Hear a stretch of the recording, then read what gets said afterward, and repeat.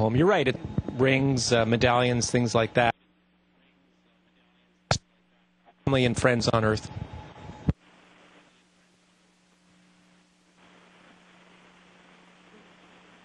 Hi, Bob. Peter Ray from the Canadian Press. You are the only one that I know that's gone up on a Soyuz and a shuttle at the same time. I just wonder if you can relate a little bit your experiences coming up on the Soyuz this time vis-a-vis the space shuttle last time. Well, if you're to think of the space shuttle as a powerful SUV, then the Soyuz is a nimble sports car. It did an incredible job getting us into orbit. The ride was quite a bit smoother, I thought, than the shuttle. For the first 2 minutes of a shuttle flight, it's pretty bumpy. It's impossible to read.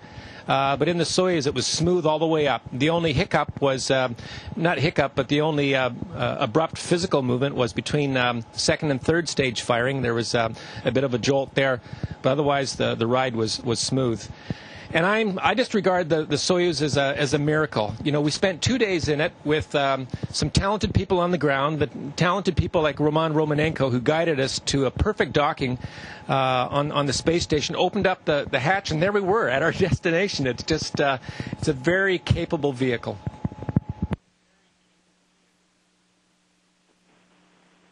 Hi there. My name is Max Harold. I'm with the Montreal Gazette. Dr. Thirsk, after all the training you've been through and your launch in the Soyuz, and considering your mission for the 6 months ahead, what is your greatest challenge and what is your greatest fear?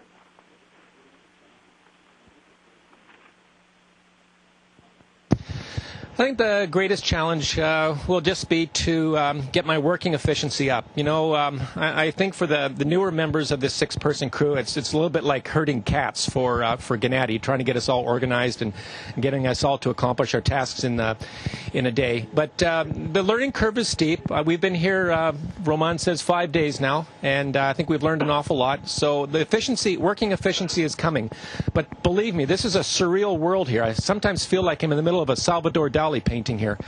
My greatest fear, you know, astronauts always have fear of injury or death, but our greatest fear is of making a mistake. So I just hope I can get through this 6 months without making any serious mistakes. Dr. Thirsk, Mike Armstrong from Global National. You're talking about 6 months. This trip is a big sacrifice for your family as well. What's the plan for keeping in touch with home? You know, I think people that have an interest in science and technology, there can't be a better job than astronaut. This is the fulfillment of a professional career, this flight. But there is a price to be paid. There is a sacrifice to be made, and unfortunately it's the family that needs to make that sacrifice. It is important, as you point out, to stay in touch with family. We communicate every day. We have email. We have an internet protocol or IP phone up here that allows us to phone any phone number in the world, including that of our family. And then once a week we'll have a planned video conference as well. So those three things, as well as care packages, which our family sends up to us, keep us in touch with our loved ones. Station, this is Houston ACR. That concludes questions from the Canadian Space Agency. Please stand by for a voice check from the European Space Agency, PAO.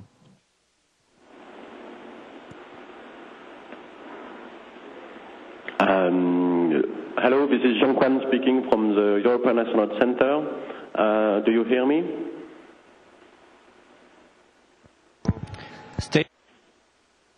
Hello, this is Jean-Quan. Space Station is reading you loud and clear. Hello, Frank. This is the first question. Boudewijn van Spielbeek, Belgian. Spielbeek, Belgian TV, VTF. Good morning, Frank. Frank. Dag Boudewijn. Hello, Boudewijn. The ISS has grown quite a bit throughout the years. And you are living there with 6 people now. What has changed since your last stay there in 2002? Well, quite a bit has changed, of course. In the first place, ISS has become much larger. We have a large laboratory space added, European laboratory, Columbus, but also the laboratory from JAXA has been added. There's a lot more scientific equipment on board from the International Space Station. And of course, there's also 6 people here now, which means that we will be able to work much more efficiently with my colleagues, Bob Roman and I. We started the first days already to adjust to the schedule of the 3 people that were here already as best as possible and as fast as possible. Daphne Vanessel, RTBF. Juste vous demander comment sont passés ces premiers jours et ce que vous avez fait. Gone and how is it going over there? These first days have gone on very well. Actually, we were very happy that it was the weekend, Saturday and Sunday, so we had some tasks that were not major. We didn't have too many things to do over the weekend. We started working right now, as we will continue to do during the rest of the 6 months, but we have 2 more days. We had 2 days to organize each other and to feel comfortable, and it felt very good, actually. Frank, bonjour. Frank, good morning. This is RTL. You were very impatient to look at what you could see from space.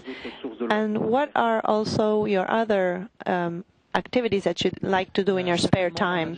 Well, certainly, yes. We have looked at Earth from Soyuz, and we try to look outside to be able to look at Earth. And for the last 2 days, we have looked a lot, and we have very nice windows to look at Earth. We have flown over it several times. We've flown over Belgium, and I've looked at it with a lot of pleasure, of course. And for other activities during our spare time, we try to stay in touch with our family, which is the most important, and also we enjoy some music sometimes. Hello, Frank. Katelijne Everhard for the VRT News. How's the adjustment to lack of gravity? Did it make you nauseous the first days? The adjustment went very well. In general, when the second time you fly, your body will adjust faster, so it didn't bother me that much, and especially here in the space station. From the first moment on, we felt very well, and we have been welcomed very well by our colleagues, and were able to find our bunk beds right away, so the adjustment went very well. Hello, this is Dirk Wagner from German Radio, Hessischer Rundfunk. Question also for Frank de Winne. I know you all work as a team together in space, but what exactly will change when you will take over command of the ISS in October? What will change for your duties on board the station? Thank you. My duties will not change very much. I will probably stand in the center like Gennady is now standing in the center for the press conferences, and that will be the biggest difference, I think. For the rest, Gennady is an excellent commander, and for the first 4 months I will learn a lot from him, look how he is doing, and then I will continue in exactly the same way. Bert Rijmen, VRT Radio Nieuws. Heb je goed kunnen aanpassen? VRT Radio News, were you also able to adjust well at life there in the ISS, especially concerning sleeping, and how are your fitness exercises going? Sleeping is going very well. We were lucky with the time schedule of the launch that didn't require too much of an adjustment between the moment of the launch and the daily routine here on board of the space station. As far as physical training is concerned, that's not going to start until middle of this week. First week we have to adjust to zero gravity. I did have a few sessions with the colleagues that were already on board to see how they do the exercises, and also have to learn to see how they do the exercises.